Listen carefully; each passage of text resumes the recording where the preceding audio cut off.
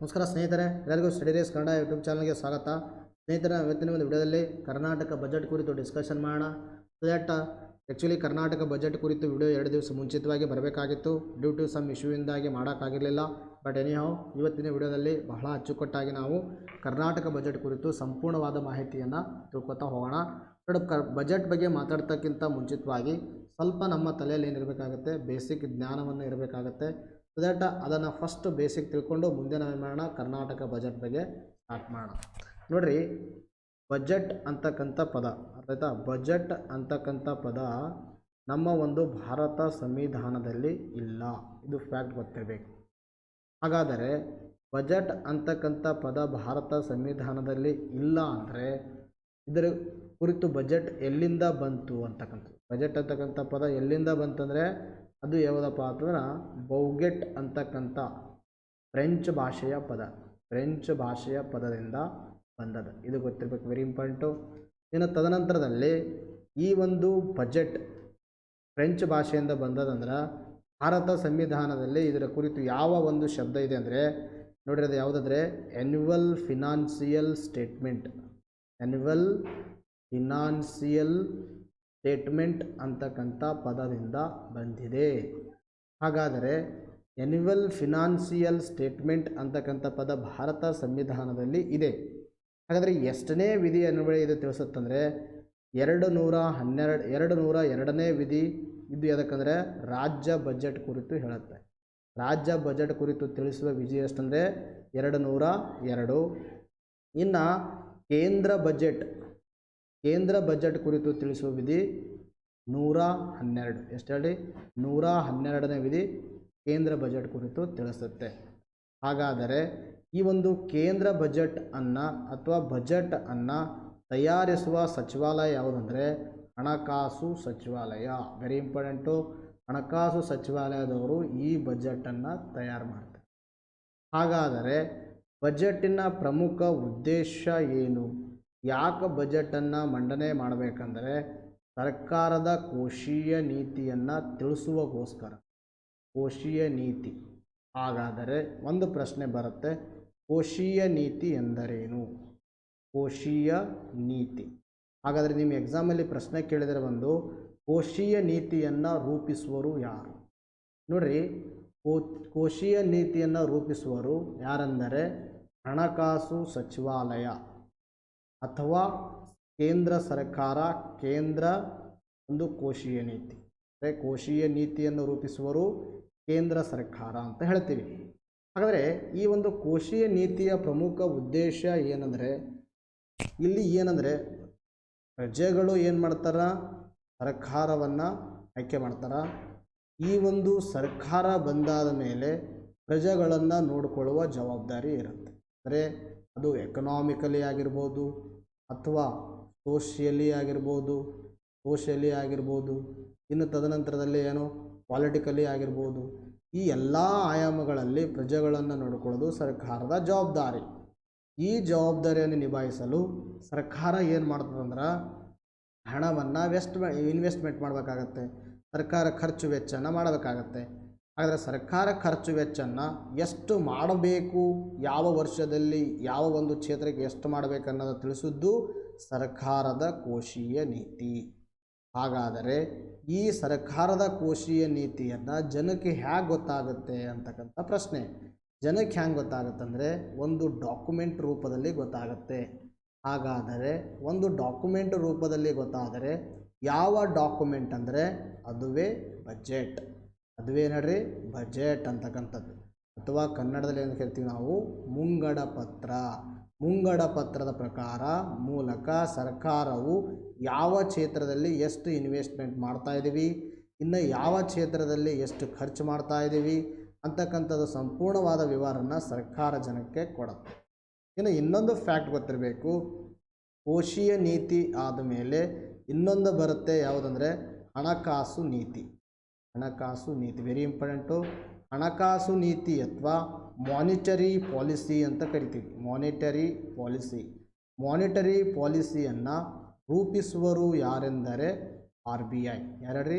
RBI. Very important. ಹಣಕಾಸು ನೀತಿಯನ್ನು ರೂಪಿಸುವರು ಹಣಕಾಸು ಸಚಿವಾಲಯ ಅಲ್ಲ, ಭಾರತದ ಕೇಂದ್ರ ಬ್ಯಾಂಕ್ ಆಗಿರ್ತಕ್ಕಂಥ RBI ಇದನ್ನು ರೂಪಿಸುತ್ತೆ. ಇನ್ನು ಫಿಸಿಕಲ್ ಪಾಲಿಸಿ ಅಥವಾ ಕೋಶೀಯ ನೀತಿಯನ್ನು ರೂಪಿಸುವವರು ಕೇಂದ್ರ ಸರ್ಕಾರ ಅಥವಾ ಕೇಂದ್ರ ಹಣಕಾಸು ಸಚಿವಾಲಯ ಅಂತಕ್ಕಂಥದ್ದು ಗೊತ್ತಿರಬೇಕು. ಇದು ಏನಪ್ಪ ಅಂತಂದ್ರೆ ಬಜೆಟ್ ಬಗ್ಗೆ ನಮಗೆ ಸಂಪೂರ್ಣವಾದ ಮಾಹಿತಿ ಗೊತ್ತಾಯಿತು. ಹಾಗಾದರೆ ಬಜೆಟಲ್ಲಿ ಏನು ಒಳಗೊಂಡಿದೆ ಅಂತಕ್ಕಂಥ ಪ್ರಶ್ನೆ ಬರುತ್ತೆ. ನೋಡಿರಿ, ಬಜೆಟಲ್ಲಿ ನಾವು ನೋಡ್ತಾ ಬಂದಾಗ ಬಜೆಟಲ್ಲಿ ಪ್ರಮುಖವಾಗಿ ಅಂದರೆ ಅದರ ಒಂದು ಘಟಕಾಂಶಗಳು ಏನೇನು ಒಳಗೊಂಡಿದೆ ಅಂತಕ್ಕಂಥದ್ದು ನೋಡ್ತಾ ಬಂದಾಗ ಬಜೆಟಲ್ಲಿ ಒಂದು ಯಾವುದಂದರೆ ರೆವೆನ್ಯೂ ಬಜೆಟ್ ಅಂತ ಬರುತ್ತೆ. ಏನು ಹೇಳಿ? Revenue budget. ಹಾಗಾದರೆ ರೆವೆನ್ಯೂ ಬಜೆಟ್ ಅಂದರೆ ಏನಂದರೆ ಇದಕ್ಕೇನು ಕರಿತೀವಿ ನಾವು? ಕಂದಾಯ ಮುಂಗಡ ಪತ್ರ ಅಂತ ಕರಿತೀವಿ. ಏನು ಹೇಳ್ರಿ? ಕಂದಾಯ ಮುಂಗಡ ಪತ್ರ ಕನ್ನಡದಲ್ಲಿ. ಇನ್ನು ಕ್ಯಾಪಿಟಲ್ ಬಜೆಟ್ ಅಂತ ಬರುತ್ತೆ. ಸೊ ದಟ್ ಈ ಕ್ಯಾಪಿಟಲ್ ಬಜೆಟ್ ಅಂದರೆ ನಾವೇನಂತ ಹೇಳ್ತೀವಿ ಇದಕ್ಕೆ ಕನ್ನಡದಲ್ಲಿ? ಇದಕ್ಕೆ ಬಂಡವಾಳ ಮುಂಗಡ ಪತ್ರ ಅಂತ ಹೇಳ್ತೀವಿ. ಇನ್ನು ತದನಂತರದಲ್ಲಿ ಈ ಕಂದಾಯ ಒಂದು ಮುಂಗಡ ಪತ್ರದಲ್ಲಿ ಈ ಮುಂಗಡ ಪತ್ರ ಇದೆ ಅಂದರೆ ಒಂದು ಬಜೆಟ್ ಇದೆ ಅಂದರೆ ಅದಕ್ಕೆ ಒಂದು ಕಡೆಯಿಂದ ಹಣ ಖರ್ಚು ಮಾಡಬೇಕಾಗುತ್ತೆ.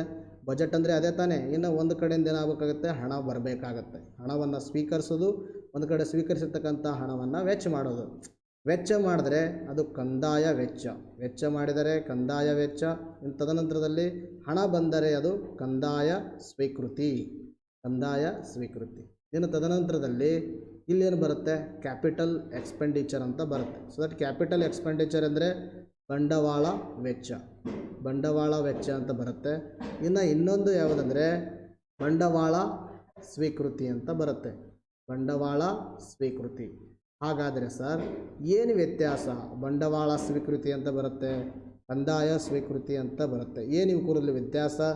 ಇನ್ನು ಬಂಡವಾಳ ವೆಚ್ಚ ಅಂದ್ರೇನು, ಇನ್ನು ತದನಂತರದಲ್ಲಿ ಕಂದಾಯ ವೆಚ್ಚ ಅಂದ್ರೇನು ಅಂತಕ್ಕಂಥ ಪದ ಬರುತ್ತೆ. ಇನ್ನು ಮತ್ತೆ ನಾವೇನು ಮಾಡಿದ್ದೀವಿ ಅಂದರೆ ಕಂದಾಯ ಒಂದು ಸ್ವೀಕೃತಿಯಲ್ಲಿ ತೆರಿಗೆ ಕಂದಾಯ ಅಂತ ಮಾಡಿದ್ವಿ.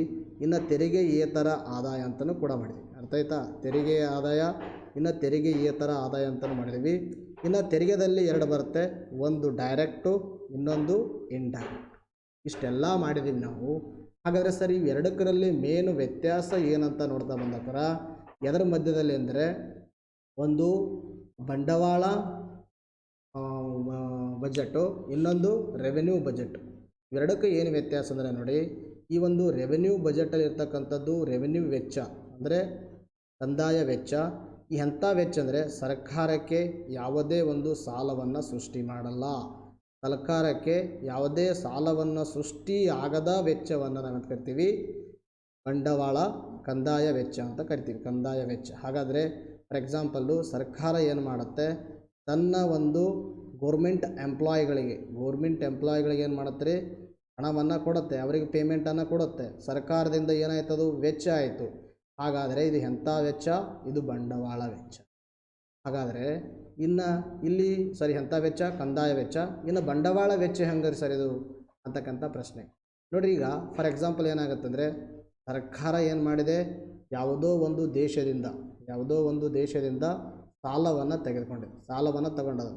ದಟ್ ಆ ಸಾಲವನ್ನು ತಗೊಂಡದಂದ್ರೆ ಸರ್ಕಾರಕ್ಕೆ ಏನೈತೆ ಹೇಳ್ರಿ? ಅದು ಒಂದು ರೀತಿಯಲ್ಲಿ ಹಣ ಆಯಿತು.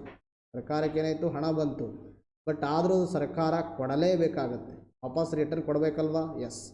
ಈ ಥರ ಒಂದು ಸ್ವೀಕೃತಿಯನ್ನು ನಾವೇನು ಕರಿತೀವಿ? ಬಂಡವಾಳ ಸ್ವೀಕೃತಿ. ಸರ್ಕಾರ ಏನು ಮಾಡ್ತು? ಬೇರೆ ದೇಶದಿಂದ ಸಾಲವನ್ನು ತಗೋತು. ಸೊ ದಟ್ ಆ ಸಾಲ ತೊಗೊಂಡದು ಸರ್ಕಾರಕ್ಕೆ ಹಣ ಬಂತು. ಆ ಹಣ ಬಂದದ್ದು ಸರ್ಕಾರಕ್ಕೆ ಏನಾಯಿತು? ಸ್ವೀಕೃತಿ ಆಯಿತು. ಇದು ಏನಾಯಿತು? ಒಂಥರ ಸ್ವೀಕೃತಿ. ಬಟ್ ಆ ಸ್ವೀಕೃತಿಯನ್ನು ನಾವು ಮರಳಿ ಏನು ಮಾಡಬೇಕಾಗತ್ತೆ? ಕೊಡಲೇಬೇಕಾಗತ್ತೆ. ಸೊ ದ್ಯಾಟ್ ಮರಳಿ ವಾಪಸ್ ಕೊಡಬೇಕಲ್ಲ. ಸೊ ದ್ಯಾಟ್ ಆ ಕೊಡೋದ್ರಿಂದ ಏನಾಯ್ತಿದ್ದು? ನಮಗೇನಾಯಿತು? ಸಾಲ ಸೃಷ್ಟಿಯಾಯಿತು. ಸಾಲ ಸೃಷ್ಟಿಯಾಗಿರ್ತಕ್ಕಂಥ ಒಂದು ಸ್ವೀಕೃತಿಯನ್ನು ಬಂಡವಾಳ ಸ್ವೀಕೃತಿ ಅಂತ ಕರಿತೀವಿ. ಆಯಿತಾ?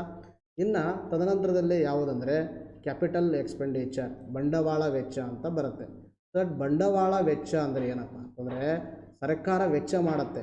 ವೆಚ್ಚ ಮಾಡಿದ ತಕ್ಷಣ ಸರ್ಕಾರಕ್ಕೆ ಒಂದು ಆಸ್ತಿಯನ್ನು ಕ್ರಿಯೇಟ್ ಆಗಬೇಕು. ಗೊತ್ತಾಯ್ತಾ? ಆಸ್ತಿಯನ್ನು ಕ್ರಿಯೇಟ್ ಆಗಬೇಕು. ಆಸ್ತಿಯನ್ನು ಕ್ರಿಯೇಟ್ ಆಗಲಿಲ್ಲ ಅಂದ್ರೆ ಅದು ಎಂಥ ವೆಚ್ಚ ಆಯಿತು? ರೆವೆನ್ಯೂ ವೆಚ್ಚ ಆಯಿತು. ಆಸ್ತಿ ಕ್ರಿಯೇಟ್ ಆಯ್ತಂದ್ರೆ ಎಂಥ ವೆಚ್ಚ ಆಯಿತು? ಬಂಡವಾಳ ವೆಚ್ಚ ಆಯಿತು. ಫಾರ್ ಎಕ್ಸಾಂಪಲು ಸರ್ಕಾರ ಏನು ಮಾಡ್ತಾ ಇದೆ? ಈ ಒಂದು ರೋಡ್ಸನ್ನು ಕಟ್ತಾ ಇದೆ. ರೋಡ್ಸ್ ಮೇಲೆ ಹಣವನ್ನು ಏನು ಮಾಡ್ತಾ ಇದೆ? ಇನ್ವೆಸ್ಟ್ಮೆಂಟ್ ಮಾಡ್ತಾ ಇದೆ, ಇನ್ನು ಯಾವುದೋ ಬ್ರಿಡ್ಜ್ ಕಟ್ತಾ ಇದೆ, ಇನ್ನು ಯಾವುದೋ ಸ್ಕೂಲ್ಸ್ಗಳನ್ನು ಕಟ್ತಾ ಇದೆ, ಅದಕ್ಕೆ ಹಣ ವೆಚ್ಚ ಆಗುತ್ತೆ. ಬಟ್ ಈ ಹಣ ವೆಚ್ಚನ ಎಂದು ಕರಿತೀವಿ ಕ್ಯಾಪಿಟಲ್ ಎಕ್ಸ್ಪೆಂಡಿಚರ್ ಅಥವಾ ಬಂಡವಾಳ ವೆಚ್ಚ ಅಂತ ಕರಿತೀವಿ. ಹಾಗಾದರೆ ಇಲ್ಲಿ ಏನಾಯಿತು, ಸರ್ಕಾರಕ್ಕೆ ಏನಾಯಿತು, ರೋಡ್ ಸಿಕ್ತು ಅಂದರೆ ಸರ್ಕಾರಕ್ಕೊಂದು ಆಸ್ತಿ ಆಯಿತು. ಇನ್ನು ಬ್ರಿಡ್ಜ್ ಕಟ್ತು, ಸರ್ಕಾರಕ್ಕೊಂದು ಆಸ್ತಿ ಆಯಿತು. ಇನ್ನೊಂದು ಶಾಲೆ ಕಟ್ತು, ಈ ಸರ್ಕಾರಕ್ಕೆ ಆಸ್ತಿ ಆಯಿತು. ದಟ್ ಇಂಥ ಒಂದು ವೆಚ್ಚವನ್ನು ನಾವೆಂತ ಕರಿತೀವಿ, ಬಂಡವಾಳ ವೆಚ್ಚ. ಯಾವುದೋ ಒಂದು ವೆಚ್ಚ ಮಾಡೋದ್ರಿಂದ ವೆಚ್ಚ ಮಾಡೋದ್ರಿಂದ ನಮಗೇನಾಗಲ್ಲ, ಆಸ್ತಿ ಕ್ರಿಯೇಟ್ ಆಗಲ್ಲ. ಅಂಥ ವೆಚ್ಚವನ್ನು ನಾವು ಏನಂತ ಕರಿತೀವಿ, ಕಂದಾಯ ವೆಚ್ಚ. ಆಸ್ತಿ ಸೃಷ್ಟಿಯಾದರೆ ಬಂಡವಾಳ ವೆಚ್ಚ. ಇನ್ನು ರೆಸಿಪ್ಟ್ಸ್ ಬಂದಾಗ, ಸಾಲ ಅಂದರೆ ಸ್ವೀಕೃತಿ ಬಂದಾಗ ಸಾಲ ಸೃಷ್ಟಿ ಆಗಲಿಲ್ಲ ಅಂದರೆ ಯಾವ ಒಂದು ಸ್ವೀಕೃತಿಯಿಂದ ಸರ್ಕಾರಕ್ಕೆ ಸಾಲ ಸೃಷ್ಟಿಯಾಗಲ್ಲ ಅಂಥದನ್ನು ನಾವೆಂತ ಕರಿತೀವಿ, ರೆವೆನ್ಯೂ ರೆಸಿಪ್ಟ್ಸ್ ಅಥವಾ ಕಂದಾಯ ಸ್ವೀಕೃತಿ ಅಂತ ಹೇಳ್ತೀವಿ. ಫಾರ್ ಎಕ್ಸಾಂಪಲ್ಲು, ಸರ್ಕಾರ ಏನು ಮಾಡ್ತು, ನೇರ ತೆರಿಗೆಯಿಂದ ತೆರಿಗೆ ಹಣ ಇಸ್ಕೊಂಡದ, ಪರೋಕ್ಷ ತೆರಿಗೆಯಿಂದ ಸರ್ಕಾರಕ್ಕೆ ದುಡ್ಡು ಬಂದದ. ಬಟ್ ಇದೇನಾಯಿತು, ಸರ್ಕಾರಕ್ಕೆ ಸ್ವೀಕೃತಿ ಆಯಿತು. ಬಟ್ ಇದರಿಂದ ಸರ್ಕಾರಕ್ಕೆ ಏನಾದರೂ ಸಾಲ ಸೃಷ್ಟಿ ಆಗ್ತಾ ಇದೆಯಾ, ಇಲ್ಲ. ಇದಕ್ಕೆ ನಾವೇನು ಕರಿತೀವಿ, ರೆವೆನ್ಯೂ ರಿಸಿಪ್ಟ್ಸ್ ಅಂತ ಕರಿತೀವಿ. ಇನ್ನು ಇಲ್ಲಿ ಸರ್ಕಾರ ಬೇರೆ ದೇಶದಿಂದ ಸಾಲ ತೋತು, ಇಲ್ಲಿ ಸಾಲ ಸೃಷ್ಟಿಯಾಯಿತು, ಅಂಥ ಒಂದು ರಿಸಿಪ್ಟ್ಸನ್ನು ನಾವೇನು ಕರಿತೀವಿ, ಬಂಡವಾಳ ಸ್ವೀಕೃತಿ ಅಂತ ಕರಿತೀವಿ. ನೋಡಿರಿ, ಇವೆಲ್ಲ ಗೊತ್ತಿರಬೇಕು. ಇನ್ನು ಟ್ಯಾಕ್ಸಲ್ಲಿ ಎರಡು ಬರ್ತಾ ಗೊತ್ತಿದೆ ನಮಗೆ, ಒಂದು ನೇರ ತೆರಿಗೆ, ಇನ್ನೊಂದು ಪರೋಕ್ಷ ತೆರಿಗೆ ಅಂತಕ್ಕಂಥದ್ದು. ದಟ್ ಇಲ್ಲಿ ಪರೋಕ್ಷ ತೆರಿಗೆ, ನೇರ ತೆರಿಗೆ ಅಂದರೆ ನೇರವಾಗಿ ವ್ಯಕ್ತಿಯ ಮೇಲೆ ವಿಧಿಸೋದಕ್ಕೆ ನೇರ ಕರಿತೀವಿ ನಾವು ನೇರ ತೆರಿಗೆ. ಇನ್ನು ಪರೋಕ್ಷವಾಗಿ ತೊಗೊಳ್ಳೋದು ಪರೋಕ್ಷ ತೆರಿಗೆ ಅಂತ ಹೇಳ್ತೀವಿ. ಇದಕ್ಕೆ ಉದಾಹರಣೆ ಕಸ್ಟಮ್ ಡ್ಯೂಟಿ ಆಗಿರ್ಬೋದು. ಕಸ್ಟಮ್ ಡ್ಯೂಟಿ ಅಂದರೆ ಸೀಮಾ ಸುಂಕು ಆಗಿರ್ಬೋದು. ಇನ್ನು ತದನಂತರದಲ್ಲಿ ಎಕ್ಸೈಸ್ ಡ್ಯೂಟಿ ಆಗಿರ್ಬೋದು. ಎಕ್ಸೈಸ್ ಡ್ಯೂಟಿ ಅಂದರೆ ಅಬಕಾರಿ ಅಂತ ಹಾಕ್ತೀವಿ. ಇನ್ನು ತದನಂತರದಲ್ಲಿ GST ಆಗಿರ್ಬೋದು. ಇನ್ನು ತದನಂತರದಲ್ಲಿ ಕ್ರಾಸ್ ವ್ಯಾಲ್ಯೂ ಆ್ಯಡೆಡ್ ಟ್ಯಾಕ್ಸ್, ಮೌಲ್ಯವರ್ಧಿತ ತೆರಿಗೆ ಆಗಿರ್ಬೋದು. ಇನ್ನು ತದನಂತರದಲ್ಲಿ ಸೇಲ್ ಟ್ಯಾಕ್ಸ್ ಆಗಿರ್ಬೋದು. ತದನಂತರದಲ್ಲಿ ಸರ್ವಿಸ್ ಟ್ಯಾಕ್ಸ್ ಆಗಿರ್ಬೋದು. ಇವೆಲ್ಲ ಎದಕ್ಕೆ ಉದಾಹರಣೆಗಳು ಹೇಳ್ರಿ, ಇವು ಪರೋಕ್ಷ ತೆರಿಗೆಗೆ ಉದಾಹರಣೆ. ಇನ್ನು ನೇರ ತೆರಿಗೆಗೆ ಉದಾಹರಣೆಗಳು ಯಾವುವು ಅಂದರೆ ಇನ್ಕಮ್ ಟ್ಯಾಕ್ಸ್ ಆಗಿರ್ಬೋದು. ಇನ್ನು ತದನಂತರದಲ್ಲಿ ಕಾರ್ಪೊರೇಷನ್ ಟ್ಯಾಕ್ಸ್ ಆಗಿರ್ಬೋದು. ಇವೆಲ್ಲ ಎದಕ್ಕೆ ಉದಾಹರಣೆ ಅಂದ್ರೆ ಇವು ನೇರ ತೆರಿಗೆಗೆ ಉದಾಹರಣೆ. ನಾನು ಏನು ಹೇಳಿದ್ದೀನಿ ಡಯಾಗ್ರಾಮಲ್ಲಿ, ಒಟ್ಟು ಬಜೆಟಲ್ಲಿ ಇವೆಲ್ಲವನ್ನು ಒಳಗೊಂಡಿರುತ್ತೆ, ಆಯಿತಾ. ಬಟ್ ಏನೇನು ಒಳಗೊಂಡಿರುತ್ತೆ ಅಂತಕ್ಕಂಥದ್ದನ್ನು ನಾನು ನಿಮಗೆ ತೋರಿಸ್ತೀನಿ. ಬಟ್ ನಾವೇನು ಮಾಡೋಣ ಈಗ, ಬಜೆಟ್ ಅಂದರೆ ಏನು, ಬಜೆಟ್ ಪದ ಎಲ್ಲಿಂದ ಬಂತು, ಬಜೆಟ್ ಕುರಿತು ತಿಳಿಸುವ ವಿಧಿ ಏನು, ಬಜೆಟಲ್ಲಿ ಏನೇನು ಒಳಗೊಂಡಿದ್ದೇವೆ ಅಂತಕ್ಕಂಥದ್ದು ಸಂಪೂರ್ಣವಾಗಿ ತಿಳ್ಕೊಂಡಿದ್ದೀವಿ. ಹಾಗಾದರೆ ಇನ್ನು ನಾವು ಕರ್ನಾಟಕ ಬಜೆಟ್ ಬಗ್ಗೆ ನೋಡ್ತಾ ನೋಡಿರಿ. ಕರ್ನಾಟಕ ಬಜೆಟ್ ಬಗ್ಗೆ ನಾವು ಮಾತಾಡ್ತಾ ಬಂದಾಗ, ಕರ್ನಾಟಕ ನಾವು ಬಜೆಟ್ ಅಂದರೆ ರಾಜ್ಯ ಬಜೆಟ್ ಕುರಿತು ತಿಳಿಸುವ ವಿಧಿ ಎಷ್ಟಂದರೆ 202ನೇ ವಿಧಿ ರಾಜ್ಯ ಬಜೆಟ್ ಬಗ್ಗೆ ತಿಳಿಸುತ್ತೆ. ಹಾಗಾದರೆ ಈ ಒಂದು ಕೇಂದ್ರ ಬಜೆಟ್ ಮತ್ತು ರಾಜ್ಯ ಬಜೆಟನ್ನು ಮಂಡಿಸುವ ಒಂದು ಸಂಪ್ರದಾಯವನ್ನು ಎಲ್ಲಿಂದ ಪ್ರಾರಂಭವಾಯಿತಂದರೆ 1985ರಿಂದ ಪ್ರಾರಂಭವಾಯಿತು. ಎಲ್ಲಿಂದ ಹೇಳಿ, 1985. ಇನ್ನು ತದನಂತರದಲ್ಲಿ ಕರ್ನಾಟಕ ರಾಜ್ಯದಲ್ಲಿ ಬಜೆಟ್ ಕಲ್ಪನೆಯನ್ನು ನೀಡಿದ ವ್ಯಕ್ತಿ ಯಾರಂದರೆ ನಾಲ್ವಡಿ ಕೃಷ್ಣರಾಜ ಒಡೆಯರ್. Very important. ಕರ್ನಾಟಕದಲ್ಲಿ ಮೊಟ್ಟ ಮೊದಲ ಬಜೆಟ್ ಕಲ್ಪನೆ ನೀಡಿದವರು ನಾಲ್ವಡಿ ಕೃಷ್ಣರಾಜ ಒಡೆಯವರು. ಇನ್ನು ಕರ್ನಾಟಕ ರಾಜ್ಯದಲ್ಲಿ ಬಜೆಟ್ ಮಂಡಿಸಿದ ವರ್ಷ ಯಾವುದಂದರೆ 1952ರಂದು ಮೊಟ್ಟ ಮೊದಲನೇ ಬಾರಿಗೆ ಬಜೆಟನ್ನು ಮಂಡನೆ ಮಾಡಿ. ಹಾಗಾದರೆ 1952ರಲ್ಲಿ ಮಂಡನೆ ಮಾಡಿರ್ತಕ್ಕಂಥ ಈ ಬಜೆಟನ್ನು ಯಾರು ಮಂಡನೆ ಮಾಡಿದ್ರಂದರೆ ಕೆಂಗಲ್ ಹನುಮಂತಯ್ಯ. ಆಯಿತಾ. ಕರ್ನಾಟಕದ ಮೊಟ್ಟ ಮೊದಲ ಬಜೆಟನ್ನು ಮಂಡನೆ ಮಾಡಿದ್ರು ಯಾರು ಹೇಳ್ರಿ, ಕೆಂಗಲ್ ಹನುಮಂತಯ್ಯ ಅವರು. ಇವರು ಕರ್ನಾಟಕದ ಮೊದಲ ಬಜೆಟನ್ನು ಮಂಡನೆ ಮಾಡಿದರು. ಇವರು ಎಲ್ಲಿ ಮಾಡಿದ್ದಾರೆ ಅಂದರೆ ಬೆಂಗಳೂರಿನ ಅಟಾರಿ ಕಚೇರಿಯಲ್ಲಿ ಮೊದಲ ಮಂಡಿಸಿದ ಮುಖ್ಯಮಂತ್ರಿ ಇವರು. ಆಯಿತಾ. ಬೆಂಗಳೂರಿನ ಅಟಾರಿ ಕಚೇರಿಯಲ್ಲಿ ಬಜೆಟನ್ನು ಮಂಡನೆ ಮಾಡಿರ್ತಕ್ಕಂಥ ಮೊಟ್ಟ ಮೊದಲ ಮುಖ್ಯಮಂತ್ರಿ ಯಾರಂದರೆ ಕೆಂಗಲ್ ಹನುಮಂತಯ್ಯ ಅಂತಕ್ಕಂಥದ್ದು ಗೊತ್ತಿರಬೇಕು. ಇನ್ನು ತದನಂತರದಲ್ಲಿ ವಿಧಾನಸೌಧದಲ್ಲಿ ಮೊದಲ ಬಾರಿ ಬಜೆಟ್ ಮಂಡನೆ ಮಾಡಿದವರು ಯಾರಂದರೆ ಟಿ ಮರಿಯಪ್ಪ. ಟಿ ಮರಿಯಪ್ಪ ಅವರು ಮೊಟ್ಟ ಮೊದಲನೇ ಬಾರಿಗೆ ವಿಧಾನಸೌಧದಲ್ಲಿ ಬಜೆಟನ್ನು ಮಂಡನೆ ಮಾಡ್ತಾರೆ. ಎಷ್ಟರಲ್ಲಿ, 1956. ಇನ್ನು ಬಜೆಟ್ ಪ್ರತಿಯನ್ನು ಕೈಯಿಂದ ಬರೆದ ಏಕೈಕ ವಿತ್ತ ಸಚಿವ ಎಂಬ ಕೀರ್ತಿ ಯಾವುದಂದರೆ MY ಘೋರ್ಪಡೆ ಅಂತಕ್ಕಂಥದ್ದು. ಇದನ್ನು ಕೂಡ ಗೊತ್ತಿರಬೇಕಿತ್ತು, ಈ ಥರ ಫ್ಯಾಕ್ಟ್ಸ್ಗಳು. ಇನ್ನು ತದನಂತರದಲ್ಲಿ ಅದೇ ಥರನಾಗಿ ನೋಡ್ತಾ ಬಂದಾಗ DV ಸದಾನಂದ ಗೌಡರ ಬಗ್ಗೆ ಸ್ವಲ್ಪ ಒಂದು ಫ್ಯಾಕ್ಟ್ ಗೊತ್ತಿರಬೇಕು. ಏನಂದರೆ ಮುಖ್ಯಮಂತ್ರಿಯಾಗಿ, ತದನಂತರದಲ್ಲಿ ವಿತ್ತ ಸಚಿವರಾಗಿ, ತದನಂತರದಲ್ಲಿ ವಿಧಾನ ಪರಿಷತ್ತಿನ ಸದಸ್ಯರಾಗಿ ಬಜೆಟ್ ಮಂಡಿಸಿದ ಮೊದಲ ಏಕೈಕ ವ್ಯಕ್ತಿ ಯಾರಂದರೆ DV ಸದಾನಂದ ಗೌಡರು. ತದನಂತರದಲ್ಲಿ ಪ್ರತ್ಯೇಕವಾಗಿ ಕೃಷಿ ಬಜೆಟನ್ನು ಮಂಡನೆ ಮಾಡಿದವರು ಯಾರಂದರೆ ಯಾರ್ರಿ ಯಡಿಯೂರಪ್ಪ. BS ಯಡಿಯೂರಪ್ಪನವರು ಪ್ರತ್ಯೇಕವಾಗಿ ಕೃಷಿ ಬಜೆಟನ್ನು ಮಂಡನೆ ಮಾಡಿದವರು. ಇನ್ನು ಅದೇ ಥರನಾಗಿ ಅತಿ ಹೆಚ್ಚು ಬಾರಿ ಬಜೆಟನ್ನು ಮಂಡನೆ ಮಾಡಿರ್ತಕ್ಕಂಥ ವ್ಯಕ್ತಿ ಯಾರಂದರೆ ಸಿದ್ದರಾಮಯ್ಯ ಅವರು 13 ಬಾರಿ ಬಜೆಟನ್ನು ಮಂಡನೆ ಮಾಡಿ. ನೋಡಿರಿ, ಈ ಥರ ಫ್ಯಾಕ್ಟ್ಸ್ಗಳು ಕೆಲವೊಂದು ಬಾರಿ ನಮ್ಮ ಎಕ್ಸಾಮಲ್ಲಿ ಡೈರೆಕ್ಟಾಗಿ ಕೇಳ್ತಾರೆ. ಅಂದರೆ ಒಟ್ಟಾರೆಯಾಗಿ ಕರ್ನಾಟಕದಲ್ಲಿ ಬಜೆಟ್ ಪರಿಕಲ್ಪನೆಯನ್ನು ಕೊಟ್ಟವರು ನಾಲ್ವಡಿ ಕೃಷ್ಣರಾಜ ಒಡೆಯರು. ಯಾರ್ರಿ ನಾಲ್ವಡಿ ಕೃಷ್ಣರಾಜ ಒಡೆಯರು. ಮೊದಲು ಬಜೆಟ್ ಮಂಡನೆ ಮಾಡಿದವರು ಕೆಂಗಲ್ ಹನುಮಂತಯ್ಯ ಅವರು ಎಷ್ಟರಲ್ಲಿ ಮಾಡಿದ್ರು 1952ರಲ್ಲಿ. ಇನ್ನು ತದನಂತರದಲ್ಲಿ ವಿಧಾನಸೌಧದಲ್ಲಿ ಬಜೆಟನ್ನು ಮಂಡನೆ ಮಾಡಿದ ಮೊದಲ ವ್ಯಕ್ತಿ ಯಾರಂದರೆ 1956ರಲ್ಲಿ ಟಿ ಮರಿಯಪ್ಪ ಅಂತಕ್ಕಂಥವ್ರು. ಇನ್ನು ತದನಂತರದಲ್ಲಿ ಯಾರಂದರೆ DV ಸದಾನಂದ ಗೌಡರ ಬಗ್ಗೆ ನಾವು ಮಾತಾಡ್ತಾ ಬಂದಾಗ ಮುಖ್ಯಮಂತ್ರಿಯಾಗಿ ವಿತ್ತ ಸಚಿವರಾಗಿ ವಿಧಾನ ಪರಿಷತ್ತಿನ ಸದಸ್ಯರಾಗಿ ಬಜೆಟನ್ನು ಮಂಡನೆ ಮಾಡಿದವರು. ಇನ್ನು ಕೃಷಿ ಬಜೆಟನ್ನು ಸಪ್ರೇಟಾಗಿ ಮಂಡನೆ ಮಾಡಿರ್ತಕ್ಕಂಥ ವ್ಯಕ್ತಿ ಯಾರಂದರೆ BS ಯಡಿಯೂರಪ್ಪ. ಇನ್ನು ಅತಿ ಹೆಚ್ಚು ಬಾರಿ ಬಜೆಟ್ ಮಂಡನೆ ಮಾಡಿರ್ತಕ್ಕಂಥ ಮುಖ್ಯಮಂತ್ರಿ ಯಾರಂದರೆ ಸಿದ್ದರಾಮಯ್ಯ ಅಂತಕ್ಕಂಥದ್ದು ತಮ್ಮ ತಲೆಯಲ್ಲಿ ಇರಬೇಕು. ನೋಡಿದ್ರ ಮೇಲೆ ಯಾವುದ್ರ ಮೇಲಾದರೂ ಪ್ರಶ್ನೆ ಕೇಳ್ಬೋದು. ಬಿಕಾಸ್ ಈ ಥರ ನ್ಯೂಸಲ್ಲಿ ಇರ್ತಕ್ಕಂಥ ವಿಷಯಗಳನ್ನು ನಿಮಗೆ ಲಿಂಕ್ ಮಾಡಿಬಿಟ್ಟು ಪ್ರಶ್ನೆಗಳನ್ನು ಕೇಳ್ಬೋದು. ಎಸ್ಸಿಗೆ ನಾವೇನು ಮಾಡೋಣ, ಕರ್ನಾಟಕ ಬಜೆಟ್ 2022 ಮತ್ತು 23 ಬಗ್ಗೆ ನೋಡ್ತಾ ಹೋಗೋಣ. 22, 23 ಈ ಬಾರಿ ಏನು ಬಜೆಟ್ ಮಂಡನೆ ಮಾಡಿದ್ರಲ್ಲ, ದಟ್ ನೋಡಿರಿ, ಆಯವ್ಯಯ ಗಾತ್ರ ಅಂದರೆ ಕರ್ನಾಟಕದ ಒಟ್ಟು ಬಜೆಟ್ನ ಈ ಸಲ ಗಾತ್ರ ಎಷ್ಟಿದೆ ಅಂದರೆ ನೋಡಿರಿ ಕೊಟ್ಟಿದ್ದಾರೆ 2,65,720 ಕೋಟಿ ರೂಪಾಯಿ. ಎಷ್ಟು ಹೇಳ್ರಿ, 2,65,720 ಕೋಟಿ. ಇದು ಗೊತ್ತಿರಬೇಕು, ನಿಮ್ಮ ಎಕ್ಸಾಮಲ್ಲಿ ಡೈರೆಕ್ಟಾಗಿ ಪ್ರಶ್ನೆ ಬರ್ತದೆ, ಅರ್ಥ ಆಯ್ತಾ, ಗೊತ್ತಿರಬೇಕು. 265 and 720 ಅರ್ಥ ಆಯ್ತಾ. 265, 720 ಈಸ್ ದಿ ಏನಪ್ಪ ಅಂದರೆ ಕರ್ನಾಟಕ ಬಜೆಟ್ನ ಗಾತ್ರ ಅಂತಕ್ಕಂಥದ್ದು. ಹಾಗಾದರೆ ಇಲ್ಲಿ ಒಟ್ಟು ಸ್ವೀಕೃತಿ ನಾನು ಹೇಳಿದೆ ನಿಮಗೆ ಈಗಾಗಲೇ ಎಲ್ಲವನ್ನು ನಾನು ಕ್ಲಿಯರಾಗಿ ಹೇಳಿದ್ದೀನಿ. ಏನಂತ ಹೇಳಿದ್ದೀನಿ, ಸ್ವೀಕೃತಿಯಲ್ಲಿ ಒಂದು ಬಂಡವಾಳ ಸ್ವೀಕೃತಿ ಅಂತ ಹೇಳಿದ್ದೀನಿ, ಇನ್ನೊಂದು ಸ್ವೀಕೃತಿ ಯಾವುದಾಡ್ರಿ, ಕಂದಾಯ ಸ್ವೀಕೃತಿ ಅಂತ ಹೇಳಿದ್ದೀನಿ. Revenue receipts and capital receipts ಹೇಳಿದ್ನೋ ಇಲ್ವೋ. ಹಾಗಾದರೆ ಇಲ್ಲಿ ಒಟ್ಟು ಸ್ವೀಕೃತಿಯಲ್ಲಿ ಎಷ್ಟಿದೆ ಅಂದರೆ 2,61,977 ಕೋಟಿ ರೂಪಾಯಿ. ಇಷ್ಟು ಒಟ್ಟು ಸ್ವೀಕೃತಿ. ಇನ್ನು ನಾನು ಈಗಾಗಲೇ ಹೇಳಿದ್ದೀನಿ ರಾಜಸ್ವ ಸ್ವೀಕೃತಿ ಅಂದರೆ ಏನಂದರೆ, ರಾಜಸ್ವ ಸ್ವೀಕೃತಿ ಅಂದರೆ ಕಂದಾಯ ಸ್ವೀಕೃತಿ ಅಂತ ಅರ್ಥ, ರೆವೆನ್ಯೂ ರಿಸಿಪ್ಟ್ಸ್ ಅಂತ ಅರ್ಥ.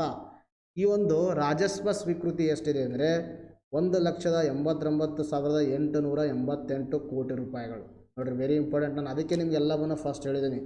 ಈ ಒಂದು ಕಂದಾಯ ಸ್ವೀಕೃತಿ ಅಂದ್ರೇನು, ಬಂಡವಾಳ ಸ್ವೀಕೃತಿ ಅಂದ್ರೇನು, ಯಾಕಂದರೆ ಬಜೆಟಲ್ಲಿ ಇವೆಲ್ಲ ಕೊಟ್ಟಿದ್ದಾರೆ. ಇನ್ನು ತದನಂತರದಲ್ಲಿ ನೋಡಿರಿ, ಇದು ಫ್ಯಾಕ್ಟು, ಸಾರ್ವಜನಿಕ ಋಣವನ್ನು ಸೇರಿಸಿ 72,000 ಕೋಟಿ ರು ಸೇರಿದಂತೆ ಬಂಡವಾಳ ಸ್ವೀಕೃತಿ ಎಷ್ಟು ಹೇಳ್ರಿ, ಬಂಡವಾಳ ಸ್ವೀಕೃತಿ ಎಷ್ಟಂದರೆ 72,089 ಕೋಟಿ. ಇಷ್ಟು ಬಂಡವಾಳ ಸ್ವೀಕೃತಿ ಇದೆ. ವೆರಿ ಇಂಪಾರ್ಟೆಂಟ್ ನೋಡಿರಿ. ಇನ್ನು ತದನಂತರದಲ್ಲಿ ಒಟ್ಟು ವೆಚ್ಚ ಅಂದರೆ ವೆಚ್ಚ ಎರಡೂ ಸೇರಿಬಿಟ್ಟು ಬಂಡವಾಳ ವೆಚ್ಚ ಮತ್ತು ಕಂದಾಯ ವೆಚ್ಚ ಅಥವಾ ರಾಜಸ್ವ ವೆಚ್ಚ ಒಟ್ಟು ವೆಚ್ಚ ಸೇರಿಬಿಟ್ಟು ಎಷ್ಟಂದರೆ 2,65,720 ಕೋಟಿ. ಇನ್ನು ರಾಜಸ್ವ ವೆಚ್ಚ ಅಂದರೆ ಕಂದಾಯ ವೆಚ್ಚ ಎಷ್ಟಿದೆ, 2,45,087 ಕೋಟಿ ರೂಪಾಯಿಗಳು ಇದೆ. ಇನ್ನು ತದನಂತರದಲ್ಲಿ ಬಂಡವಾಳ ವೆಚ್ಚ ಎಷ್ಟಂದ್ರೆ ನೋಡ್ರಲ್ಲಿ 46,955 ಕೋಟಿ ಬಂಡವಾಳ ವೆಚ್ಚ ಇದೆ. ಇನ್ನು ಈ ಬಂಡವಾಳ ವೆಚ್ಚದಲ್ಲಿ ಸಾಲ ಮರುಪಾವತಿ ಮಾಡಬೇಕಾಗಿರೋದು ಎಷ್ಟಂದರೆ 14,179 ಕೋಟಿ. ಇಷ್ಟು ಹಣವನ್ನು ಕೊಡಬೇಕು. ಒಟ್ಟಾರೆ ನಮಗೇನು ಗೊತ್ತಿರಬೇಕು ಅಂದರೆ ನಮ್ಮ ಎಕ್ಸಾಮ್ ದೃಷ್ಟಿಯಿಂದಾಗಿ ಒಟ್ಟು ಸ್ವೀಕೃತಿ ಅಂದರೆ ಕರ್ನಾಟಕದ ಒಟ್ಟು ಗಾತ್ರ ಎಷ್ಟು, ಅದರಲ್ಲಿ ಒಟ್ಟು ವೆಚ್ಚ ಎಷ್ಟು, ಇನ್ನು ತದನಂತರದಲ್ಲಿ ಒಟ್ಟು ಖರ್ಚು ಎಷ್ಟು. ಆ ಒಟ್ಟು ವೆಚ್ಚದಲ್ಲಿ ಒಂದು ಕಂದಾಯ ವೆಚ್ಚ, ಒಂದು ಬಂಡವಾಳ ವೆಚ್ಚ, ಎರಡೂ ಎಷ್ಟೆಷ್ಟಿದೆ ಅನ್ನೋದು ಗೊತ್ತಿರಬೇಕು. ಐಡಿಯಾ ಸುಮ್ಮನೆ ರಫಲ್ಲಿ, ಬಿಕಾಸ್ ಎಕ್ಸಾಮಲ್ಲಿ ಒಂದೊಂದು ಬಾರಿ ಕೇಳುವಂಥ ಚಾನ್ಸಸ್ ಇರುತ್ತೆ.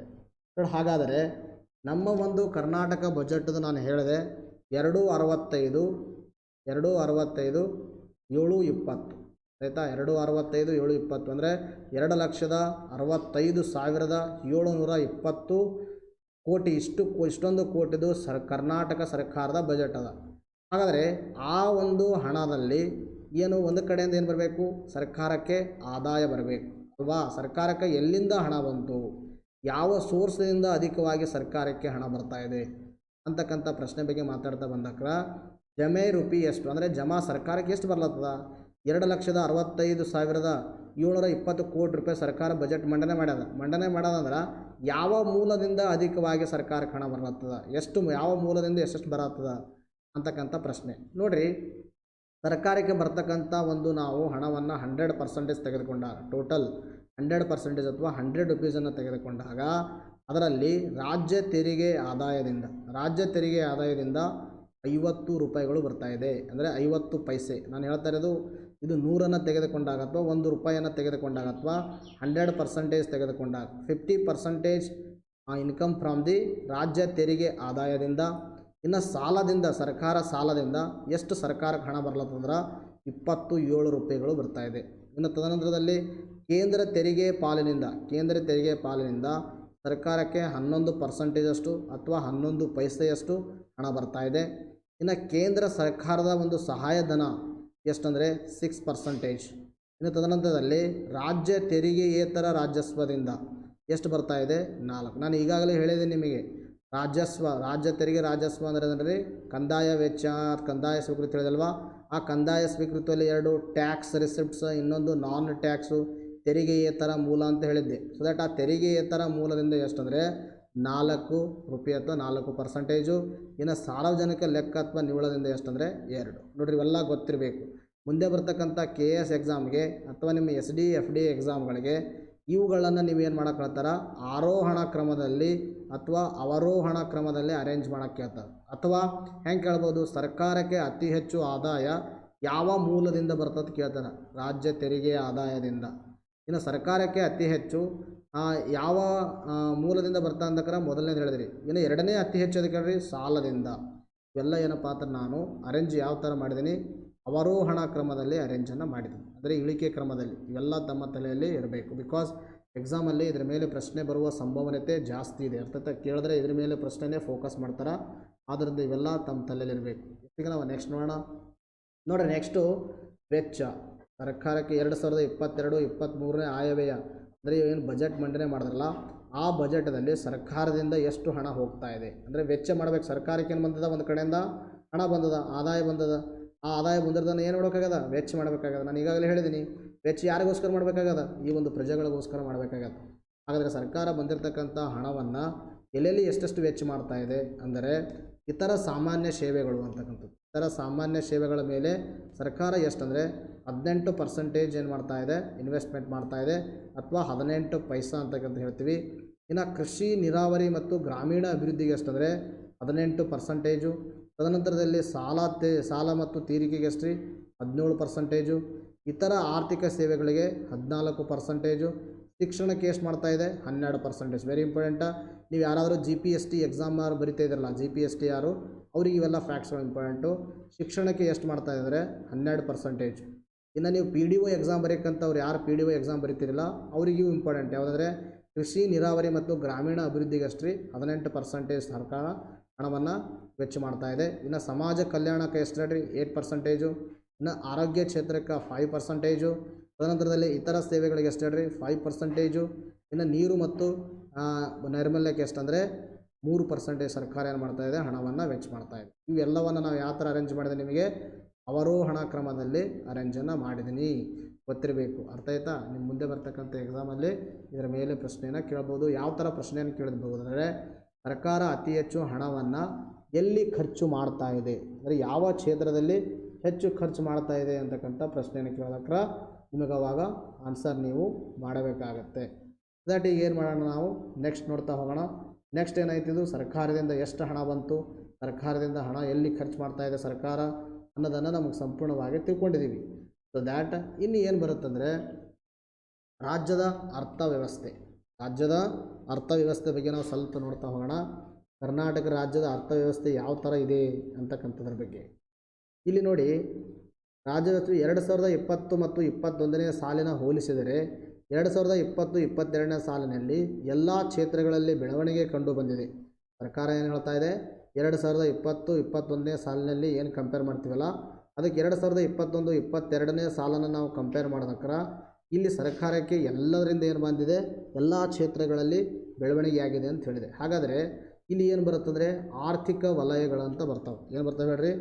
ಆರ್ಥಿಕ ವಲಯಗಳು. ಆರ್ಥಿಕ ವಲಯಗಳನ್ನು ಪ್ರಮುಖವಾಗಿ ನಾವು ಏನು ಮಾಡಿದ್ವಿ? ಪ್ರಾಥಮಿಕ ವಲಯ ಅಂತ ಮಾಡಿದ್ವಿ.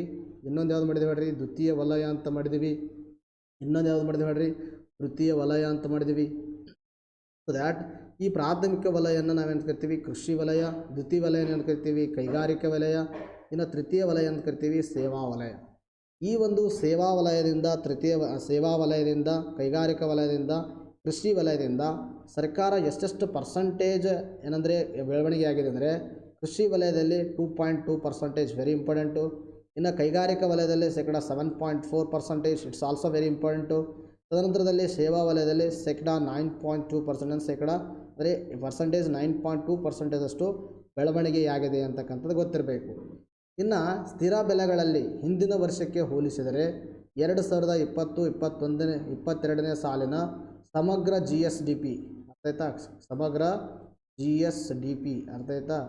GSDPಯನ್ನು ಗ್ರಾಸ್ ಸ್ಟೇಟ್ ಡೊಮೆಸ್ಟಿಕ್ ಪ್ರಾಡಕ್ಟ್ ಅಂತ ಹೇಳ್ತೀವಿ. ಗ್ರಾಸ್ ಸ್ಟೇಟ್ ಡೊಮೆಸ್ಟಿಕ್ ಪ್ರಾಡಕ್ಟ್ ಸಮಗ್ರ GSDP ಅಂತಂದರೆ 9.5% ಬೆಳವಣಿಗೆ ಹೊಂದಲಿದೆ ಅಂತಕ್ಕಂಥದ್ದು ಸರ್ಕಾರ ನಿರೀಕ್ಷೆಯನ್ನು ಮಾಡಿದೆ. ಅರ್ಥ ಆಯ್ತಾ? ಇಲ್ಲಿ ಸ್ಥಿರ ಬೆಲೆಗಳಲ್ಲಂತ ಬಂದಿದೆ ನೋಡಿರಿ. ಸ್ಥಿರ ಬೆಲೆಗಳಂದರೆ ನಾನು ಒಂದು ಕ್ಲಿಯರ್ ಮಾಡ್ತಾ ಇದ್ದೀನಿ. ನಾವೇನು ಮಾಡ್ತೀವಿ ಅಂದರೆ GDPಯನ್ನು 2 ವಿಧಗಳಲ್ಲಿ ಕಂಪೇರ್ ಮಾಡ್ತೀವಿ.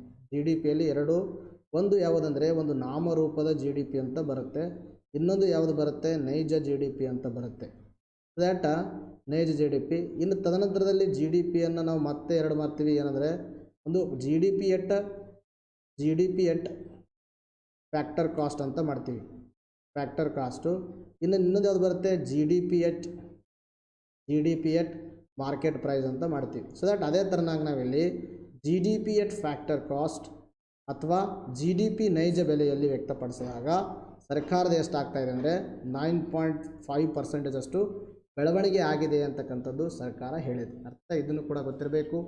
ಇನ್ನು ರಾಜ್ಯ ಹಣಕಾಸು ಪರಿಸ್ಥಿತಿಯನ್ನು ನೋಡ್ತಾ ಬಂದಾಗ ನೋಡಲಿ 2022-23ನೇ ಸಾಲಿನ ಕೇಂದ್ರ ಸರ್ಕಾರ ತನ್ನ ಕೇಂದ್ರ ಆಯವ್ಯಯದಲ್ಲಿ ವಿತ್ತೀಯ ಕೊರತೆಯನ್ನು ಹೇಳಿದ್ದೀನಿ ಈಗಲೇ ಫಿಸಿಕಲ್ ಡೆಫಿಸಿಟ್ ಅಂತ ಕರಿತೀವಿ. ನೋಡಿರಿ ಕನ್ನಡದಲ್ಲಿ, ಇಂಗ್ಲೀಷಲ್ಲಿ ಫಿಸಿಕಲ್ ಡೆಫಿಸಿಟ್ ಅಂತ ಹೇಳ್ತೀವಿ.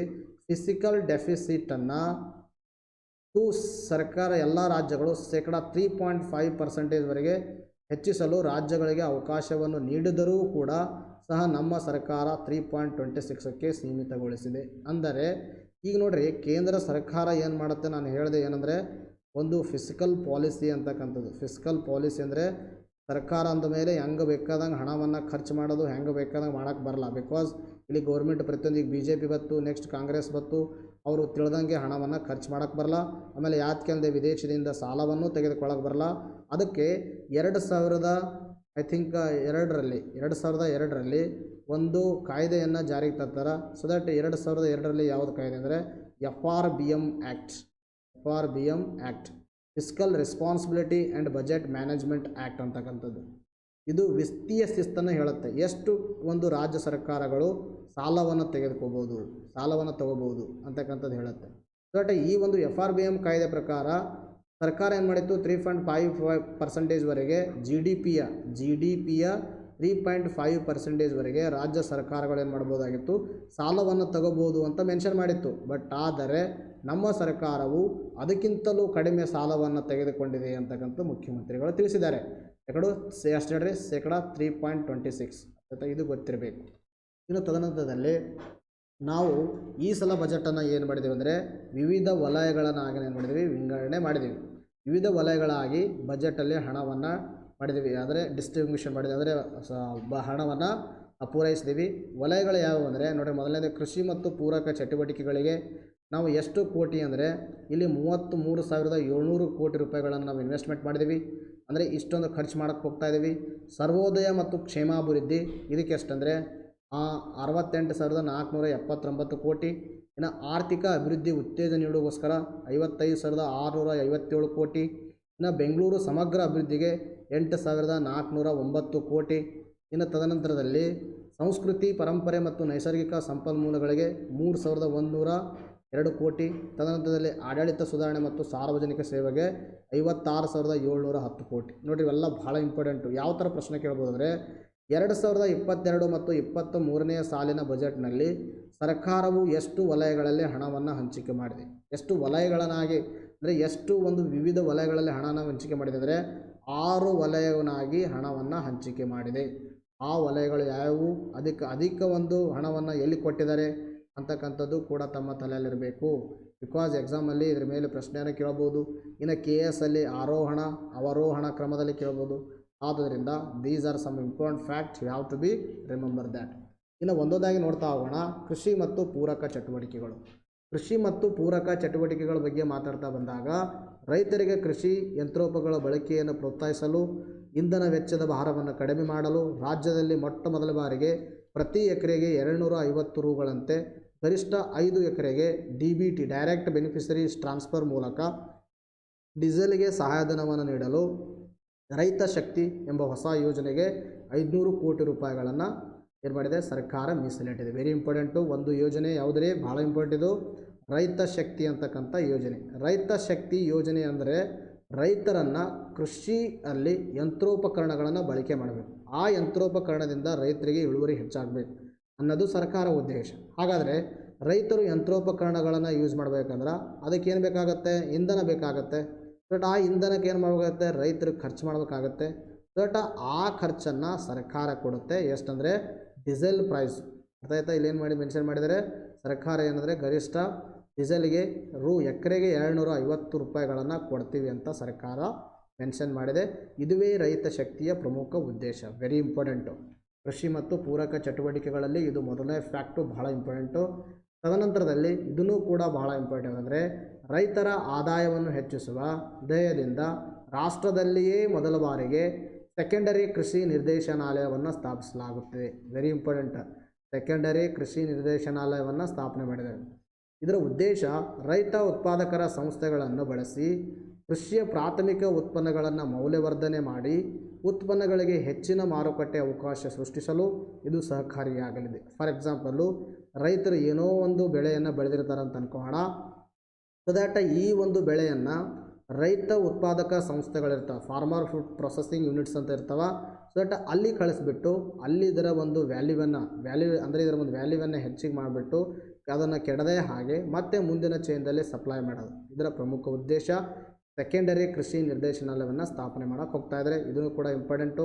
ಇನ್ನು ಕೆಪೆಕ್ ಮುಖಾಂತರ ರೈತ ಉತ್ಪಾದಕ ಸಂಸ್ಥೆಗಳಿಗೆ ಸಾಮಾನ್ಯ ಕೇಂದ್ರಗಳನ್ನು ಅಭಿವೃದ್ಧಿಪಡಿಸಿ ಕೊಯ್ಲೋತ್ತರ ನಿರ್ವಹಣೆ ಕೈಗೊಂಡು ಅವುಗಳ ಉತ್ಪನ್ನಗಳನ್ನು ಮಾರಾಟ ಮಾಡೋ ಮತ್ತು ರಫ್ತು ಮಾಡಲು 50 ಕೋಟಿ ರೂಗಳಿಗೆ ಯೋಜನೆಯನ್ನು ರೂಪಿಸಲಾಗಿದೆ. ಸೊ ದಟ್ ಇದನ್ನು ಕೂಡ ಇಂಪಾರ್ಟೆಂಟು, ಕೆಪೆಕ್ ಅಂತಕ್ಕಂಥದ್ದು. ಹಾಗಾದರೆ ಇವತ್ತಿನ ಪ್ರಶ್ನೆ ಏನಂದರೆ, ನೀವೆಲ್ಲರೂ ಕಮೆಂಟ್ ಸೆಕ್ಷನಲ್ಲಿ ಉತ್ತರವನ್ನು ತಿಳಿಸಬೇಕು. ಏನಂದರೆ ಕೆಪೆಕ್ನ ವಿಸ್ತೃತ ರೂಪವೇನು, ಕೆಪೆಕ್ನ ವಿಸ್ತೃತ ರೂಪ ಏನು ಅಂತಕ್ಕಂಥದ್ದು ನೀವೆಲ್ಲರೂ ಕಮೆಂಟ್ ಸೆಕ್ಷನಲ್ಲಿ ಉತ್ತರವನ್ನು ತಿಳಿಸ್ಬೇಕು. ನೋಡೋಣ ಎಷ್ಟು ಜನ ತಿಳಿಸ್ತೀರಾ ಅಂತ. ನೋಡಿ, ರಾಷ್ಟ್ರದಲ್ಲಿಯೇ ಸಾವಯವ ಉತ್ಪನ್ನಗಳ ಉತ್ಪಾದನೆಯಲ್ಲಿ ನಮ್ಮ ರಾಜ್ಯವು 3ನೇ ಸ್ಥಾನದಲ್ಲಿದೆ. ನೋಡಿ, ಇಂಥ ಫ್ಯಾಕ್ಟ್ ಇಂಪಾರ್ಟೆಂಟು. ಯಾಕಂದರೆ ಬಜೆಟಲ್ಲಿ ಮೆನ್ಷನ್ ಮಾಡಿರ್ತಕ್ಕಂಥ ಈ ಫ್ಯಾಕ್ಟ್ಗಳು ಡೈರೆಕ್ಟಾಗಿ ನಿಮ್ಮ ಎಕ್ಸಾಮಲ್ಲಿ ಕೇಳಿಬಿಡ್ತಾರೆ. ಆ ರಾಷ್ಟ್ರದಲ್ಲಿ ಸಾವಯವ ಉತ್ಪನ್ನಗಳಲ್ಲಿ ಕರ್ನಾಟಕ ಎಷ್ಟನೇ ರಾಜ್ಯದಲ್ಲಿ ಅಂದ್ರೆ 3ನೇ ಸ್ಥಾನದಲ್ಲಿದೆ. ಇನ್ನು ಅತ್ಯಂತ ವೇಗವಾಗಿ ಬೆಳೆಯುತ್ತಿರುವ ಬೆಂಗಳೂರು ನಗರದಲ್ಲಿ ಗ್ರೀನ್ ಸ್ಪೇಸ್ಗೆ ಬೇಡಿಕೆ ಹೆಚ್ಚುತ್ತಿರುವ ಹಿನ್ನೆಲೆ ಪ್ರಪ್ರಥಮ ಬಾರಿಗೆ ನಮ್ಮ ಸರ್ಕಾರವು ಲಾಲ್ಬಾಗ್ ಕಬ್ಬನ್ ಪಾರ್ಕ್ಗಳ ಮಾದರಿಯಲ್ಲಿ ವಿವಿಧೋದ್ದೇಶ ಅಟಲ್ ಬಿಹಾರಿ ವಾಜಪೇಯಿ ಉದ್ಯಾನವನವನ್ನು ಯಲಹಂಕ ಬಳ್ಳಿಯ ಜಾರಕಬಂಡೆ ಕಾವಲ ಪ್ರದೇಶದಲ್ಲಿ 350 ಎಕರೆ ಜಮೀನಲ್ಲಿ ಇದನ್ನು ಅಭಿವೃದ್ಧಿಪಡಿಸ್ತಾ ಇದ್ದಾರೆ. ಒಟ್ಟಾರೆ ಗೊತ್ತಿರಬೇಕು, ಅಟಲ್ ಬಿಹಾರಿ ವಾಜಪೇಯಿ ಉದ್ಯಾನವನವನ್ನು ಸರ್ಕಾರ ಒಂದು ಲಾಲ್ಬಾಗ್ ಮಾದರಿಯಲ್ಲಿ ಸ್ಥಾಪನೆಯನ್ನು ಮಾಡ್ತಾ ಇದೆ. ಸೊ ದಟ್ ಎಲ್ಲಿ ಅಂದರೆ ಯಲಹಂಕ ಬಳ್ಳಿ ಅಂತಕ್ಕಂಥದ್ದು ಇದು ಫ್ಯಾಕ್ಟ್ ಗೊತ್ತಿರಬೇಕು. ಇನ್ನು ನೆಕ್ಸ್ಟ್ ನೋಡ್ತಾ ಹೋಗೋಣ. ರಾಜ್ಯದಲ್ಲಿ ಪ್ರಪ್ರಥಮ ಬಾರಿಗೆ ನಮ್ಮ ಸರ್ಕಾರವು ಹಾಲು ಉತ್ಪಾದಕರಿಗೆ ಸರಳ ನಿಬಂಧನೆಗಳೊಂದಿಗೆ ಸಾಲ ಸೌಲಭ್ಯ ನೀಡಲು ಸ್ಥಿರ ಸಮೃದ್ಧಿ ಸಹಕಾರ ಬ್ಯಾಂಕ್, ವೆರಿ ಇಂಪಾರ್ಟೆಂಟ್ ನೋಡ್ರಿ ಇದನ್ನು, ಸ್ಥಿರ ಸಮೃದ್ಧಿ ಸಹಕಾರ ಬ್ಯಾಂಕ್ ಸ್ಥಾಪಿಸಲು ಉದ್ದೇಶವನ್ನು ಮಾಡಲಾಗಿದೆ. ಇನ್ನು ಗೋಶಾಲೆಗಳಲ್ಲಿ ಗೋವುಗಳನ್ನು ಸಾರ್ವಜನಿಕ ಮತ್ತು ಖಾಸಗಿ ಸಂಸ್ಥೆಗಳು ವಾರ್ಷಿಕ 11,000 ರೂಗಳ ಮೊತ್ತಕ್ಕೆ ದತ್ತು ತೆಗೆದುಕೊಳ್ಳುವುದನ್ನು ಪ್ರೋತ್ಸಾಹಿಸಲು ನಮ್ಮ ಸರ್ಕಾರ ರಾಜ್ಯದಲ್ಲಿಯೇ ಮೊದಲ ಬಾರಿಗೆ ಪುಣ್ಯಕೋಟಿ ದತ್ತು ಯೋಜನೆಯನ್ನು ಪ್ರಾರಂಭಿಸಿದೆ. ವೆರಿ ಇಂಪಾರ್ಟೆಂಟ್ ನೋಡ್ರಿ. ಇದರದ್ದು ಪ್ರಮುಖ ಇಂಪಾರ್ಟೆಂಟ್ ಏನಂದರೆ ಇಲ್ಲಿ ನಾವು ಏನು ಮಾಡ್ತಾ ಇದ್ದೀವಿ, ಸ್ಥಿರ ಸಮೃದ್ಧಿ ಬ್ಯಾಂಕನ್ನು ಸ್ಥಾಪನೆ ಮಾಡ್ತಾ ಇದ್ದೀವಿ. ಸ್ಥಿರ ಸಮೃದ್ಧಿ ಬ್ಯಾಂಕ್ ಅಂದರೆ ಹಾಲು ಉತ್ಪಾದಕರಿಗೆ ಸಹಕಾರ ಆಗಲಿ, ಹಾಲು ಉತ್ಪಾದಕರಿಗೆ ಏನಾದರೆ ಹಣಕಾಸು ಸಿಗಲಿ ಅಂತಕ್ಕಂಥದ್ದು. ಬಟ್ ಕೇವಲ ಅವರಿಗೆ ಹಾಲು ಉತ್ಪಾದಕರಿಗೆ ಹಣಕಾಸವನ್ನು ಕೊಟ್ಟರೆ ನಡೆಯುತ್ತಾ? ಇಲ್ಲ. ಬಟ್ ಅದಕ್ಕೆ ಸರ್ಕಾರ ಮತ್ತೆ ಪೂರಕ ಯೋಜನೆಯನ್ನು ಜಾರಿಗೆ ತಂದಿದೆ. ನೋಡಿ, ಪೂರಕ ಯೋಜನೆ ಅಂದರೆ ಪುಣ್ಯಕೋಟಿ ದತ್ತು ಯೋಜನೆ. ಪುಣ್ಯಕೋಟಿ ದತ್ತು ಯೋಜನೆ ಅಂದರೆ ಇಲ್ಲಿ ಏನು ಮಾಡ್ತಾರೆ ಅಂದರೆ ಒಂದು ರೈತರಿಂದ ಆ ಗೋವನ್ನು ದತ್ತು ಪಡೆದುಕೊಂಡು ಅದನ್ನು ಕರೆಕ್ಟಾಗಿ ನಿರ್ವಹಣೆ ಮಾಡ್ತಾರೆ. ನೋಡಿ, ಆ ನಿರ್ವಹಣೆ ಯಾರು ಮಾಡ್ತಿರ್ತಾರೆ ಅಂಥ ಸಂಸ್ಥೆಗಳಿಗೆ ಏನು ಮಾಡ್ತಾರೆ ಅಂದ್ರೆ ವಾರ್ಷಿಕವಾಗಿ ಇಷ್ಟು ಮೊತ್ತವನ್ನು ಕೊಡ್ತಾ ಇದ್ದಾರೆ. ಎಷ್ಟೇ 11,000 ರೂಪಾಯಿಗಳು. ಇದನ್ನು ಕೂಡ ಇಂಪಾರ್ಟೆಂಟು ತಮ್ಮ ತಲೆಯಲ್ಲಿರಬೇಕು. ಇನ್ನು ನೆಕ್ಸ್ಟು, ಪಶ್ಚಿಮಾಭಿಮುಖವಾಗಿ ಹರಿಯುವ ನದಿಗಳಿಗೆ ಅಡ್ಡಲಾಗಿ ಕಿಂಡಿ ಅಣೆಕಟ್ಟು ನಿರ್ಮಿಸಿ ಸಮುದ್ರಕ್ಕೆ ಸೇರುವ ನೀರನ್ನು ತಡೆದು ಕೃಷಿ ಚಟುವಟಿಕೆ ಹಾಗೂ ಕುಡಿಯುವ ನೀರಿಗೆ ಉಪಯೋಗವಾಗಲು ಉದ್ದೇಶಿಸಿರುವ ಪಶ್ಚಿಮಿ ವಾಹಿನಿ ಯೋಜನೆ ಮೊದಲ ಹಂತ ಜಾರಿಗೊಳಿಸಲಾಗ್ತಾ ಇದೆ. Very important. ಪಶ್ಚಿಮ ವಾಹಿನಿ ಎದಕ್ಕೆ ಸಂಬಂಧಿಸಿದೆ, ಇದರ ಉದ್ದೇಶ ಏನು ಅಂತಕ್ಕಂಥ ಪ್ರಶ್ನೆಯನ್ನು ಕೇಳ್ತಾರೆ ಎಕ್ಸಾಮಲ್ಲಿ. ಅವಾಗ ನಮಗೆ ಗೊತ್ತಿರಬೇಕು ಇದರ ಉದ್ದೇಶ ಏನಂದರೆ ಕರ್ನಾಟಕದಲ್ಲಿ ಏನು ಮಾಡ್ತೇವೆ ಅಥವಾ ಕೆಲವೊಂದು ನದಿಗಳು ಪಶ್ಚಿಮಕ್ಕೆ ಹಾಗೆ ಹರಿತವ. ಫಾರ್ ಎಕ್ಸಾಂಪಲು ಕಾಳಿ ನದಿ ಆಗಿರ್ಬೋದು, ಇನ್ನು ಮುಂತಾದ ನದಿಗಳಾಗಿರ್ಬೋದು ಅಲ್ವಾ, ಬೇರೆ ಬೇರೆ ನದಿಗಳಿದ್ದಾವೆ. ಇಂಥ ನದಿಗಳನ್ನು ನೀರು ಏನಾಗ್ತಾ ಇರುತ್ತೆ, ಪಶ್ಚಿಮಕ್ಕೆ ಹರಿಯೋ ನದಿಗಳನ್ನು ವೇಸ್ಟ್ ಆಗ್ತಾ ಇರುತ್ತೆ. ಸೊ ದಟ್ ಅದಕ್ಕೆ ಏನು ಮಾಡೋದು, ಅಡ್ಡಲಾಗಿ ಅಣೆಕಟ್ಟೆಗಳ ನಿರ್ಮಾಣ ಮಾಡಿ ನೀರನ್ನು ವೇಸ್ಟ್ ಆಗದೇ ಹಾಗೆ ತಡೆಯಲಕ್ಕ ಪಶ್ಚಿಮ ವಾಹಿನಿ ಯೋಜನೆಯನ್ನು ಜಾರಿಗೊಳಿಸಿದೆ. ಇನ್ನು ತದನಂತರದಲ್ಲಿ ಇದನ್ನು ಕೂಡ ಭಾಳ ಇಂಪಾರ್ಟೆಂಟ್ ನೋಡಿರಿ. 100 ಆಳ ಸಮುದ್ರ ಮೀನುಗಾರಿಕೆ ದೋಣಿಗಳಲ್ಲಿ, that is deep sea fishing boats, ಪ್ರಧಾನಮಂತ್ರಿ ಮತ್ಸ್ಯ ಸಂಪದ ಯೋಜನೆಯೊಂದಿಗೆ ಸಂಯೋಜಿಸಿ ಮತ್ಸ್ಯಶ್ರೀ ಎಂಬ ವಿಶೇಷ ಯೋಜನೆ ರಾಜ್ಯದಲ್ಲಿ ಮೊಟ್ಟ ಮೊದಲ ಬಾರಿಗೆ ಜಾರಿಗೆ ರೂಪಿಸಲಾಗಿದೆ. Very important. ಮತ್ಸ್ಯಶ್ರೀ ಯೋಜನೆಯನ್ನು ಜಾರಿಗೆ ತಂದಿರತಕ್ಕಂಥ ಮೊಟ್ಟ ಮೊದಲ ರಾಜ್ಯ ಯಾವುದಂದರೆ ದ್ಯಾಟ್ ಈಸ್ ಕರ್ನಾಟಕ. ಇದರ ಪ್ರಮುಖ ಉದ್ದೇಶ ಈ ಒಂದು ಸಮುದ್ರದ ಆಳ ಅಂದರೆ 100ರಷ್ಟು ಆಳ ಹೋಗಿಬಿಟ್ಟು ಸಮುದ್ರದಲ್ಲಿ ಏನು ಮಾಡ್ತಿರ್ತಾರೆ, ಮೀನುಗಾರಿಕೆಯನ್ನು ಮಾಡ್ತಾರೆ. ಬಟ್ ಅಂಥವರಿಗೆ ಸಹಾಯ ಮಾಡಲು ಈ ಯೋಜನೆಯನ್ನು ಜಾರಿಗೆ ತಂದಿದ್ದಾರೆ. ಇನ್ನು ರೈತ ಬಾಂಧವರು ಬಹುದಿನಗಳ ಬೇಡಿಕೆಯನ್ನು ಈಡೇರಿಸಲು ಯಶಸ್ವಿನಿ ಯೋಜನೆಯನ್ನು ಪರಿಷ್ಕರಿಸಿ ಮರು ಜಾರಿಗೊಳಿಸಲು ನಮ್ಮ ಸರ್ಕಾರ ನಿರ್ಧರಿಸಿದೆ. ಸೊ ದಟ್ ಯಶಸ್ವಿನಿ ಯೋಜನೆ ಅಡಿಯಲ್ಲಿ ಏನು ಮಾಡ್ತಾರೆ ಅಂದರೆ ರೈತ ಕುಟುಂಬಗಳಿಗೆ ಏನು ಮಾಡ್ತಾರೆ, ಇಲ್ಲಿ ವೈದ್ಯಕೀಯ ಸೌಲಭ್ಯವನ್ನು ಕೊಡಲಾಗುತ್ತೆ. ಇನ್ನು ತದನಂತರದಲ್ಲಿ ಈ ಯೋಜನೆಯಿಂದ ಗ್ರಾಮೀಣ ಪ್ರದೇಶದ ರೈತ ಕುಟುಂಬಗಳಿಗೆ ಅತ್ಯುತ್ತಮ ವೈದ್ಯಕೀಯ ಸೌಲಭ್ಯಗಳನ್ನು ಲಭಿಸುವುದು. ಈ ಉದ್ದೇಶಕ್ಕಾಗಿ ರಾಜ್ಯ ಸರ್ಕಾರದಿಂದ 300 ಕೋಟಿ ರೂಪಾಯಿಗಳನ್ನು ಇನ್ವೆಸ್ಟ್ಮೆಂಟ್ ಮಾಡಿದ್ದಾರೆ. ನೋಡ್ರಿ, ಗೊತ್ತಿರಬೇಕೆಲ್ಲರೂ ಯಶಸ್ವಿನಿ ಯೋಜನೆ ಅಂದರೆ ಏನು, ಇದರ ಉದ್ದೇಶ ಏನು, ನಾವು ಪ್ರೀವಿಯಸ್ ವಿಡಿಯೋಗಳೆಲ್ಲ ಡಿಸ್ಕಷನ್ ಮಾಡಿದ್ದೀವಿ, ನಮ್ಮ ನೋಟ್ಸಲ್ಲಿ ಕೂಡ ಕೊಟ್ಟಿದ್ದೀವಿ. ಅರ್ಥ ಆಯ್ತಾ? ಇನ್ನು ತದನಂತರದಲ್ಲಿ ಕೃಷಿ ಮತ್ತು ಪೂರಕ ಚಟುವಟಿಕೆಗಳ ವಲಯಕ್ಕೆ 2022-23ನೇ ಸಾಲಿನ ಒಟ್ಟಾರೆಯಾಗಿ 33,700 ಕೋಟಿ ಅನುದಾನಗಳನ್ನು ಒದಗಿಸಲಾಗಿದೆ ಅಂತಕ್ಕಂಥದ್ದು ನಾನು ಈಗಾಗಲೇ ನಿಮಗೆ ಹೇಳಿದ್ದೀನಿ. ನೋಡಿ, ಇದೇನಾಯಿತು, ಇದು ನಮ್ಮ ಮೊದಲನೇ ವಲಯ ಆಯಿತು. ನೋಡಿ, ಇವತ್ತಿಗೆ ಏನು ಮಾಡೋಣ, ಈ ನಮ್ಮ ಮೊದಲನೇ ವಲಯದೊಂದಿಗೆ ನಮ್ಮ ವಿಡಿಯೋನ ಮುಗಿಸೋಣ. ಮತ್ತೆ ಮುಂದಿನ ವಿಡಿಯೋದಲ್ಲಿ ನಾವು ಇದ್ರದ್ದು ಎರಡನೇ ಅಂದರೆ ನೆಕ್ಸ್ಟ್ ವಲಯಗಳನ್ನು ಒಂದೊಂದಾಗಿ ನೋಡ್ತಾ ಹೋಗೋಣ. ಸೊ ದಟ್ ಅಲ್ಲಿಗಂಟ ಎಲ್ಲರಿಗೂ ಟೇಕ್ ಕೇರ್, ಬಾಯ್ ಬಾಯ್. ಅದಕ್ಕಿಂತ ಮುಂಚಿತವಾಗಿ ವಿಡಿಯೋ ಇಷ್ಟ ಆಗಿದ್ರೆ ಎಲ್ಲರಿಗೂ ಏನು ಮಾಡಿದರೆ ಶೇರ್ ಮಾಡಿ ಅಂತಕ್ಕಂತ ಹೇಳುತ್ತಾ ವಿಡಿಯೋನ ಮುಗಿಸೋಣ. Thank you friends, take care, bye bye.